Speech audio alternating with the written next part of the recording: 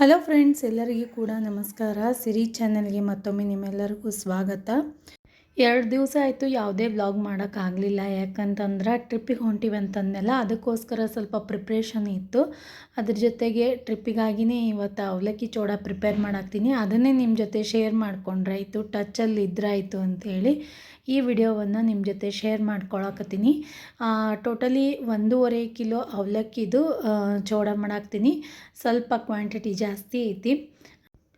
ಈ ಚಳಿಗಾಲದಲ್ಲಿ ಆದ್ರೆ ಸ್ವಲ್ಪ ಅವಲಕ್ಕಿ ಮೊದಲಿಗೆ ಬಿಸಿ ಮಾಡಿಕೊಂಡು ಆಮೇಲೆ ಒಗ್ಗರಣೆ ಹಾಕ್ಕೋತೀವಿ. ಈಗೇನು ಬೇಸಿಗೆ ಇರೋದ್ರಿಂದ ಅವುಗಳ ಏನು ಕುರುಕುರನೇ ಇದ್ದು, ಹೀಗಾಗಿ ನಾನೇನು ಅವುಗಳನ್ನು ಸಪ್ರೇಟಾಗಿ ಡ್ರೈ ರೋಸ್ಟ್ ಮಾಡ್ಕೊಂಡಿಲ್ಲ, ಹಾಗೇ ಒಗ್ಗರಣೆ ಹಾಕಾಕತ್ತೀನಿ. ಈಗ ದೊಡ್ಡ ಬುಟ್ಟಿನೇ ತೊಗೊಂಡಿನಿ. ದೊಡ್ಡ ಬುಟ್ಟಿ ತೊಗೊಂಡು ಅದಕ್ಕೆ ಎಷ್ಟು ಬೇಕೋ ಅಷ್ಟು ಎಣ್ಣೆಯನ್ನು ಹಾಕ್ಕೊಳಾಕ್ತೀನಿ. ಸ್ವಲ್ಪ ಜಾಸ್ತಿನೇ ಬೇಕು, ಎಣ್ಣೆ ಕ್ವಾಂಟಿಟಿ ಜಾಸ್ತಿ ಇರೋದ್ರಿಂದ.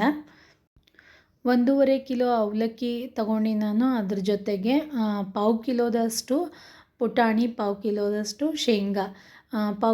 ಇದು ಶೇಂಗಾ ನಮ್ಮಲ್ಲೆಲ್ಲ ರೋಸ್ಟ್ ಮಾಡಿದ್ದು ಸಿಗಂಗಿಲ್ಲ, ಅಂದರೆ ಹುರಿದಿದ್ದು ಸಿಗಂಗಿಲ್ಲ. ಈ ಬಿಜಾಪುರ ಡಿಸ್ಟಿಕ್ನಲ್ಲೆಲ್ಲ ಹುರಿದಿದ್ದೇ ಸಿಗ್ತಾವೆ. ಬಟ್ ಇಲ್ಲಿ ಗುಲ್ಬರ್ಗ ಡಿಸ್ಟಿಕ್ನಲ್ಲಿ ಹಸಿವೆ ಇರ್ತಾವೆ. ಅದನ್ನು ಮೊದಲಿಗೆ ರೋಸ್ಟ್ ಮಾಡಿ ಇಟ್ಕೊಂಡಿನಿ.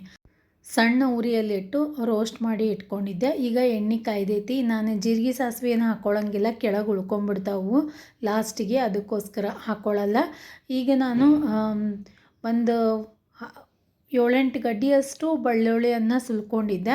ಅದನ್ನು ಕುಟ್ಟೋದು ಭಾಳ ಆಗ್ತದಂತ ಹೇಳಿ ಮಿಕ್ಸಿಗೆ ಹಾಕ್ಕೊಂಡ್ಬಿಟ್ಟಿದ್ದೆ. ಚೆಂದಾಗೆ ಸಣ್ಣಗೆ ಮಿಕ್ಸಿಗೆ ಹಾಕ್ಕೊಂಡು ಈಗ ಕಾಯ್ದ ಎಣ್ಣೆ ಒಳಗೆ ಹಾಕ್ಕೊಂಡ್ಬಿಡ್ತೀನಿ. ನೀವು ಬೇಕಿದ್ರೆ ಜೀರಿಗೆ ಸಾಸಿವೆ ಹಾಕ್ಕೋಬೋದು. ನಾನಿಲ್ಲಿ ಜೀರಿಗೆ ಸಾಸಿವೆಯನ್ನು ಹಾಕ್ಕೊಂಡಿಲ್ಲ. ಈಗ ಇದು ಪೂರ್ತಿ ಕೆಂಪಗಾಗೋವರೆಗೂ ಚೆಂದಾಗೆ ಫ್ರೈ ಮಾಡ್ಕೋಬೇಕು ಯಾವುದು ಬೆಳ್ಳುಳ್ಳಿಯನ್ನು. ಈಗ ಹಿಂಗೆ ತೊಗೊಂಡಿನಿ. ಹಿಂಗೆ ಸ್ವಲ್ಪ ಹಾಕ್ಕೊಂಡಿನಿ, ಒಂದು ಟೀ ಸ್ಪೂನಷ್ಟು ಹಿಂಗೆ ಹಾಕ್ಕೊಂಡಿನಿ. ಡಬ್ಬಿನೇ ಸುರುವಿನ ಅಂತ ಹೇಳಿ ತಿಳ್ಕೊಬೇಡ್ರಿ, ಡಬ್ಬಿಯೊಳಗೆ ಸ್ವಲ್ಪ ಇತ್ತು, ಅದನ್ನೇ ಸುರುವಿಬಿಟ್ಟೆ ಹಾಗೆ. ಈಗ ಫ್ರೆಶ್ ಆಗಿರುವಂತಹ ಕರಿಬೇವಿನ ಸೊಪ್ಪು, ಇದು ಕೂಡ ಎಣ್ಣೆ ಒಳಗೆ ಫ್ರೈ ಆಗಿ ಖಡಕ್ ಆಗಬೇಕು, ಆ ರೀತಿ ನಾವು ಫ್ರೈ ಮಾಡ್ಕೋಬೇಕು. ಎರಡೂ ಒಟ್ಟಿಗೆ ಹಾಕ್ಕೊಂಡ್ವಿ ಅಂತಂದ್ರೆ ಅದನ್ನು ಹಸಿ ಇರ್ತದೆ, ಇದನ್ನೂ ಹಸಿ ಇರ್ತೈತಿ, ಚೆಂದಾಗೆ ಫ್ರೈ ಆಗಿಬಿಡ್ತಾವೆ. ಒಂದು 10 ಕಡ್ಡಿ ನಾನು ಕರಿಬೇವು ತೊಗೊಂಡಿದ್ದೆ. ಈಗ ಬೆಳ್ಳುಳ್ಳಿ ಮತ್ತು ಕರಿಬೇವು ಶಿಸ್ತಾಗೆ ಫ್ರೈ ಮಾಡ್ಕೊಳ್ಳೋಣ ಖಡಕ್ ಆಗುವವರೆಗೂ. ಬೆಳ್ಳುಳ್ಳಿ ಹಾಗೆ ಬಿಳಿ ಬಿಳಿ ಇದ್ದಾಗೆ ನಾವು ಶೇಂಗಾ ಪುಟಾಣಿ ಹಾಕ್ಕೊಂಬಿಟ್ಟಿವಿ ಅಂತಂದ್ರೆ ಹಸಿ ಹತ್ತತಿ. ಅದಕ್ಕೋಸ್ಕರ ಪೂರ್ತಿ ಕೆಂಪಾಗೋವರೆಗೂ ನಾವು ರೆಡಿ ಮಾಡಿ ಇಟ್ಕೋಬೇಕು. ಅದ್ರ ಜೊತೆಗೆ ನಾನೀಗ ಒಂದು ಬೌಲ್ನಲ್ಲಿ ಒಂದು ಬೌಲ್ ತೋರಿಸಿದೆ, ಅದರೊಳಗೆ ಸಕ್ಕರೆ ಪುಡಿ ಐತಿ, ಸಕ್ಕರೆ ಮಿಕ್ಸಿಗೆ ಹಾಕ್ಕೊಂಡಿನಿ. ಅದ್ರ ಜೊತೆಗೆ ಒಂದು 2 ಟೀ ಸ್ಪೂನಷ್ಟು ಜೀರಿಗೆ ಹಾಕ್ಕೊಂಡು ಎರಡನ್ನೂ ಕೂಡ ಸಣ್ಣಗೆ ಬೀಸಿ ರೆಡಿ ಮಾಡಿ ಇಟ್ಕೊಂಡಿನಿ. ಈಗ ಬೆಳ್ಳುಳ್ಳಿ ಮತ್ತು ಕರಿಬೇವು ಚೆಂದಾಗೆ ಫ್ರೈ ಆದಮೇಲೆ ಪುಟಾಣಿ ಹಾಕ್ಕೊಂಡಿನಿ. ಫಸ್ಟಿಗೆ ಪುಟಾಣಿನೇ ಹಾಕ್ಕೋಬೇಕು, ಯಾಕಂದ್ರೆ ಅವು ಹಸಿ ಇರ್ತಾವೆ. ಶೇಂಗಾ ಹುರ್ಕೊಂಡಿರ್ತೀವಿ, ನಡೀತೈತಿ. ಸ್ವಲ್ಪ ಪುಟಾಣಿ ಒಂದು ನಿಮಿಷ ಅಷ್ಟೇ ಎಣ್ಣೆ ಒಳಗೆ ಸ್ವಲ್ಪ ಕೈ ಆಡಿಸ್ಕೊಂಡು ಅದಾದಮೇಲೆ ನಾವು ಶೇಂಗಾ ಹಾಕ್ಕೋಬೇಕು. ಶೇಂಗಾ ಆದಷ್ಟು ಸಪ್ರೇಟಾಗಿಯೇ ನೀವು ಡ್ರೈ ರೋಸ್ಟ್ ಮಾಡಿ ಇಟ್ಕೋರಿ. ಹಾಗೆ ಒಗ್ಗರಣೆ ಒಳಗೆ ಹಾಕ್ಕೊಂಡ್ವಿ ಅಂದ್ರೆ ಅಷ್ಟು ಟೇಸ್ಟ್ ಬರೋಂಗಿಲ್ಲ. ಒಬ್ಬೊಬ್ಬರು ಹಾಗೆ ಹಾಕ್ಬಿಡ್ತಾರೆ ಹಸಿವೆ ಎಣ್ಣೆ ಒಳಗೆ, ಬಟ್ ಅಷ್ಟು ಟೇಸ್ಟ್ ಬರಲ್ಲ ಅವಲಕ್ಕಿಗೆ. ಅದಕ್ಕೋಸ್ಕರನೇ ಮೊದಲಿಗೆ ಡ್ರೈ ರೋಸ್ಟ್ ಮಾಡಿ ಇಟ್ಕೋರಿ, ಅಂದರೆ ಸಣ್ಣ ಉರಿಯಲ್ಲಿ ಹುರ್ಕೊಂಡು ಇಟ್ಕೋರಿ. ಈಗ ನಾನು ಸ್ವಲ್ಪ ಒಂದು 2 ಟೀ ಸ್ಪೂನಷ್ಟು ಅರಿಶಿಣ ಪುಡಿ ಹಾಕ್ಕೊಳಕ್ತೀನಿ. ಕ್ವಾಂಟಿಟಿ ಜಾಸ್ತಿ ಇರೋದ್ರಿಂದ ಜಾಸ್ತಿ ಹಾಕ್ಕೊಂಡಿನಿ. ಆಲ್ರೆಡಿ ನಾನು ಅವಲಕ್ಕಿ ಎಷ್ಟು ತೊಗೊಂಡಿನಿ, ಅದಕ್ಕೆ ಬೇಕಾಗಿರುವಂತಹ ಪುಟಾಣಿ ಮತ್ತು ಶೇಂಗಾ ಎಷ್ಟು ತೊಗೊಂಡಿನಿ ಅಂತ ಹೇಳಿನಿ. ಅದಕ್ಕೆ ತಕ್ಕಂಗೆ ನೀವು ಒಗ್ಗರಣೆ ಹಾಕ್ಕೋತಾ ಹೋಗ್ರಿ. ಈಗ ಕೆಂಪು ಖಾರ ಪುಡಿ, ಒಬ್ಬೊಬ್ಬರು ಹಸಿಮೆಣ್ಸಿಕಾಯಿ ಸಣ್ಣಗೆ ಹೆಚ್ಕೊಂಡು ಕೂಡ ಹಾಕ್ಕೋತಾರೆ, ಬಟ್ ನಮಗೆ ಅಷ್ಟೊಂದು ಇಷ್ಟ ಆಗಂಗಿಲ್ಲ. ಅದಕ್ಕೋಸ್ಕರ ನಾನಿಲ್ಲಿ ಕೆಂಪು ಖಾರದ ಪುಡಿನೇ ಬಳಸಾಕತ್ತೀನಿ. ಈ ರೀತಿ ಕೆಂಪು ಖಾರ ಮತ್ತು ಅರಿಶಿಣ ಪುಡಿ ಹಾಕಿ ಜಾಸ್ತಿ ಹೊತ್ತು ಬಿಡಬಾರ್ದು, ಅದೆಲ್ಲ ಸುಟ್ಟು ಹೋಗಿಬಿಡ್ತದೆ ಎಣ್ಣೆ ಒಳಗೆ. ಇವು ಹಾಕೋಕ್ಕಿಂತ ಮುಂಚೆನೇ ಉರಿ ಸಣ್ಣಗೆ ಇಟ್ಕೊಂಬಿಡ್ರಿ. ಅರಿಶಿಣ ಪುಡಿ ಮತ್ತು ಖಾರದ ಪುಡಿ ಹಾಕೋಕ್ಕಿಂತ ಮುಂಚೆ ಉರಿ ಸಣ್ಣಗೆ ಹಾಕ್ಕೊಂಡು ಸ್ವಲ್ಪ ಎಣ್ಣೆ ಒಳಗೆ ಹಸಿ ವಾಸನೆ ಹೋಗುವವರೆಗೂ ಒಂದು ಅರ್ಧ ನಿಮಿಷ ಆದ್ರೂ ಕೂಡ ಸಾಕು.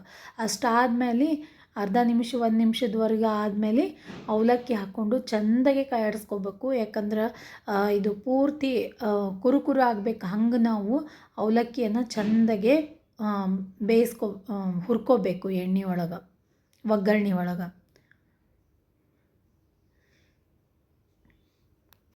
ನನಗಿಂತಲೂ ನಮ್ಮಮ್ಮ ಭಾಳ ಚಂದ ಮಾಡ್ತಾರೆ. ಇನ್ನೊಂದು ಸರ್ತಿ ಯಾವಾಗಾದರೂ ನಮ್ಮ ತವ್ರ ಮನೆಗೆ ಹೋದಾಗ ಅವ್ರದ್ದು ಯಾವ ರೀತಿ ಅಂಥೇಳಿ ನಿಮ್ಗೆ ತೋರಿಸ್ತೀನಿ, ವಿಡಿಯೋ ಮಾಡಿ ತೋರಿಸ್ತೀನಿ. ಬಟ್ ಅದೇ ರೀತಿಯಾಗಿಯೇ ಮಾಡೀನಿ. ಏನೋ ಅವ್ರದ್ದು ಕೈ ರುಚಿನೇ ಬೇರೆ. ನನ್ನೂ ಕೂಡ ಟೇಸ್ಟ್ ಆಗಿದ್ದು, ಭಾರಿ ಟೇಸ್ಟ್ ಆಗಿದ್ದು.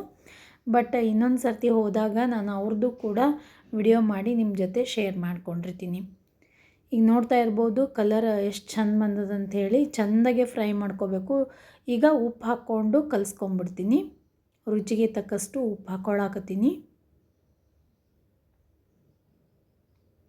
ಮತ್ತು ಲಾಸ್ಟಲ್ಲಿ ಒಂದು ಬಿಸಿಬೇಳೆಬಾತ್ ವಿಡಿಯೋವನ್ನು ಶೇರ್ ಮಾಡ್ಕೊಂಡಿದ್ದೆ. ಎಲ್ಲರಿಗೂ ಇಷ್ಟ ಆಗಿತ್ತು ಅಂದ್ಕೊಂಡೀನಿ. ಇನ್ನೂ ಯಾರು ನೋಡಿಲ್ಲ ಅಂದ್ರೆ ಮೇಲ್ಗಡೆ ಐಕಾರ್ಡ್ನಲ್ಲಿ ಲಿಂಕ್ ಕೊಟ್ಟಿರ್ತೀನಿ, ಅದ್ರ ಮೇಲೆ ಕ್ಲಿಕ್ ಮಾಡೋದ್ರ ಮೂಲಕ ನೋಡ್ಬೋದು. ಸ್ವಲ್ಪ ಒಗ್ಗರಣೆ ಜಾಸ್ತಿ ಅನ್ನಿಸ್ತು.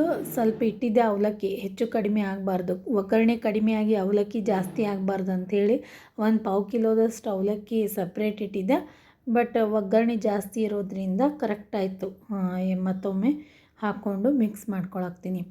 ಈಗ ಮೀಡಿಯಮ್ ಉರಿ ಒಳಗೆ, ಪೂರ್ತಿ ಸಣ್ಣನೂ ಇಟ್ಕೊಳ್ಳೋದು ಬೇಡ, ಪೂರ್ತಿ ಜೋರು ಇಟ್ಕೊಳ್ಳೋದು ಬೇಡ. ಜೋರು ಇಟ್ಕೊಂಡು ಅಂದರೆ ಅಷ್ಟು ಫಾಸ್ಟಾಗಿ ನಮಗೆ ಕೈಯಾಡ್ಸೋಕ್ಕಾಗಂಗಿಲ್ಲ.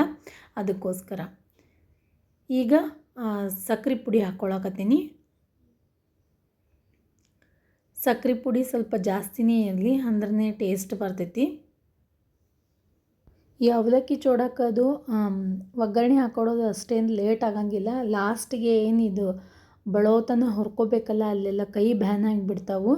ನಿಮ್ಗೆ ಅಷ್ಟೊಂದು ತ್ರಾಸು ಅನ್ಸಾಕತ್ತು, ಕೈ ಭಾಳ ಬ್ಯಾನ್ ಆಗ್ಲಕತ್ತಂದ್ರೆ ಇದು ನಾವು ತೋರಿಸಿದಷ್ಟು ಅಷ್ಟೇ ಅಲ್ಲ, ಇನ್ನೂ ಸ್ವಲ್ಪ ಟೈಮ್ ಹಿಡಿತೈತೆ. ಒಂದು 5ರಿಂದ 7-8 ನಿಮಿಷವರೆಗೂ ನಾವು ಕೈಯಾಡಿಸ್ಕೊತಾನೆ ಇರಬೇಕಾಗ್ತೈತಿ. ಇಲ್ಲಾಂದ್ರೆ ಮೆತ್ತಗಾಗಿಬಿಡ್ತಾವೆ. ಎಷ್ಟು ಚೆಂದಾಗೆ ಹುರ್ಕೊತೀವಿ ಅಷ್ಟು ಟೇಸ್ಟ್ ಬರ್ತೈತಿ.